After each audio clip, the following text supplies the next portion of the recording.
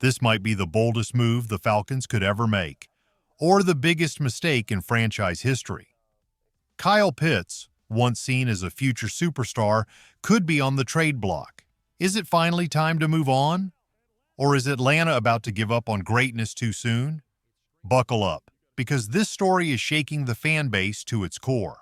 Let's talk about something that's dividing Atlanta fans right down the middle. Something serious, something big. It's time to have a real conversation about whether the Falcons should trade Kyle Pitts. Now, this isn't just some random fan rumor. This came straight from ESPN. They released an article suggesting one move every NFL team should make before the season starts. And guess what they said about the Falcons? Trade Kyle Pitts. That's right.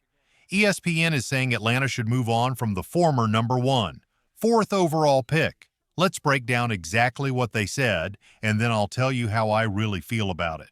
They pointed out that Pitts hasn't lived up to the hype of his amazing 1,000-yard rookie season. That year, it felt like he was going to be the next big thing at tight end. But since then, it's been a roller coaster. Not terrible, but nowhere near what you expect from a top 5 pick. And here's where it gets real. ESPN says it's unlikely the Falcons will re-sign him after 2025. That hurts. But honestly, they might be right. Unless Pitts has a massive breakout season this year, it feels like the front office is already preparing to move on. But let's pause for a second. Even if we all agree that Kyle hasn't met expectations, is trading him really the best move right now? ESPN says Atlanta should get whatever value they can, maybe a mid-round draft pick, and let him start fresh somewhere else.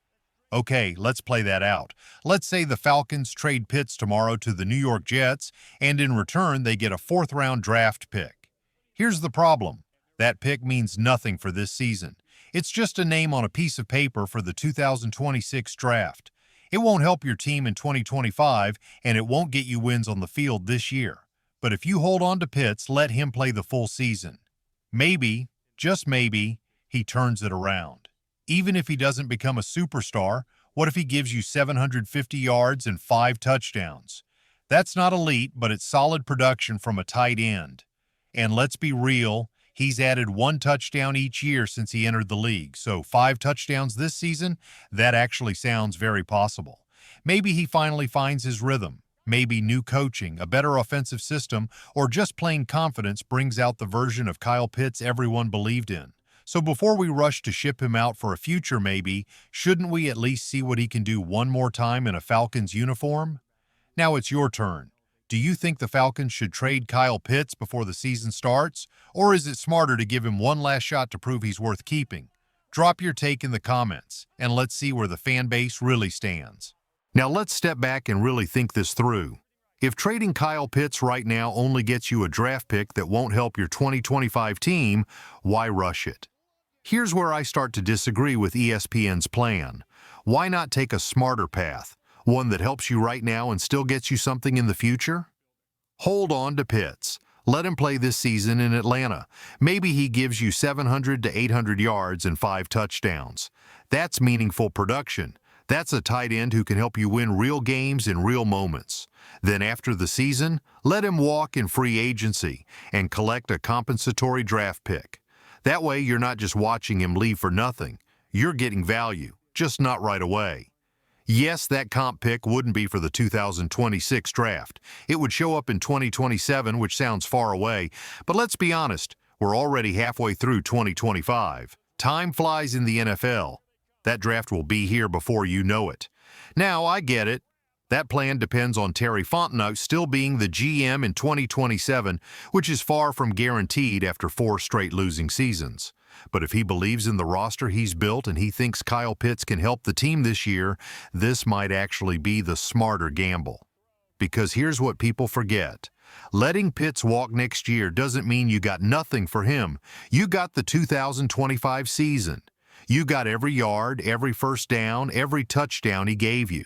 That's value, real on-field impact, and you still get a draft pick in the end.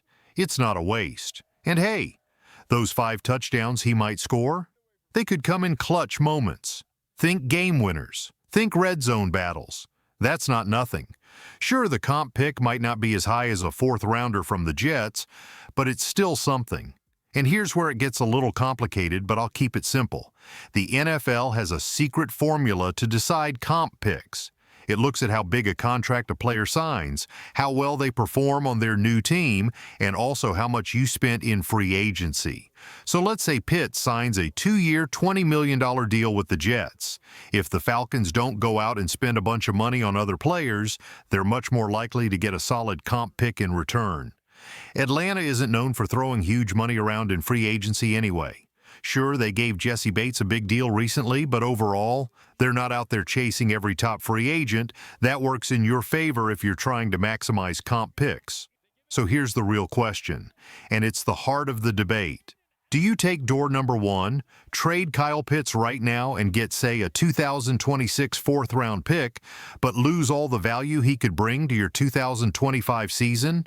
Or do you pick door number two, keep him this year, get maybe 800 yards and 5 touchdowns, then get a comp pick in 2027, maybe in the 5th round? It's a trade-off. Would you rather have a pick 1 round earlier and 1 year sooner, or a full season of production from Pitts plus a pick that still gives you something? Honestly, you can argue either side. There's logic on both ends. It's not black and white. But one thing's for sure, whatever decision Atlanta makes could shape this team's future. All right, Falcons fans, it's your call.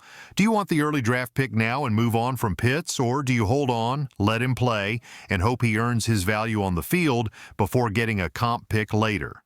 Drop your answer in the comments and tell us which door you're choosing. 1 or 2? Here's the real reason I'm holding firm on keeping Kyle Pitts, and it goes far beyond stats or draft picks. This is about Michael Penix Jr. The Falcons are finally building something, a real plan, a real future, and they've put their faith in Penix to lead it.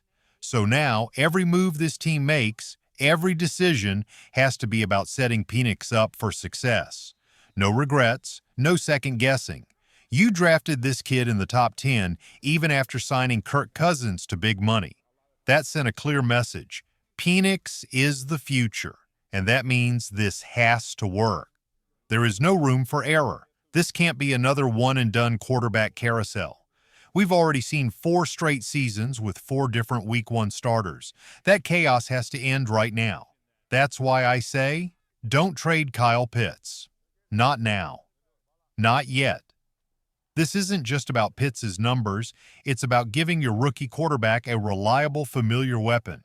Remember that throw in the preseason game against Washington? That perfect strike from Penix to Pitts in the red zone to force overtime? That was a glimpse of what they can be together. You don't throw that away unless you're absolutely sure it's not working. And yeah, earlier this year, I was on the fence too. Back in February or March, when the offense was phasing Pitts out, when he was getting under 50% of the snaps, hovering around 47%, I thought maybe his time in Atlanta was coming to an end. But now it's different.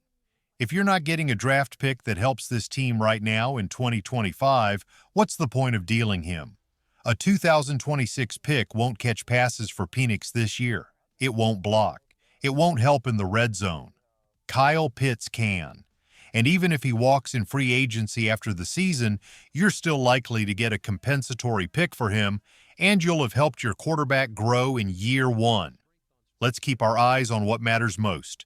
Penix's development. That's the real priority. So yes, maybe in 3 years, someone will look back and say, they should have traded Kyle Pitts when they had the chance. But those people won't understand what impact Pitts might have had on Penix's confidence. They won't see the practices, the locker room energy, the chemistry being built. That's why I say, without hesitation, do whatever it takes to help Penix succeed. And that includes keeping Kyle Pitts on this team. Now, teams like the Giants, Jets, and Eagles have been floated as possible trade destinations for Pitts. All East Coast teams, all with reasons to want a player like him. But unless one of them is offering something that changes this season for Atlanta right now, I'm not picking up the phone. So what about you, Falcons fans? Should Atlanta keep Pitts to help Penix grow, or cash in now and risk setting their rookie QB back? Let me know in the comments. Is this about long-term value or short-term development? Sound off below. I want to hear your take.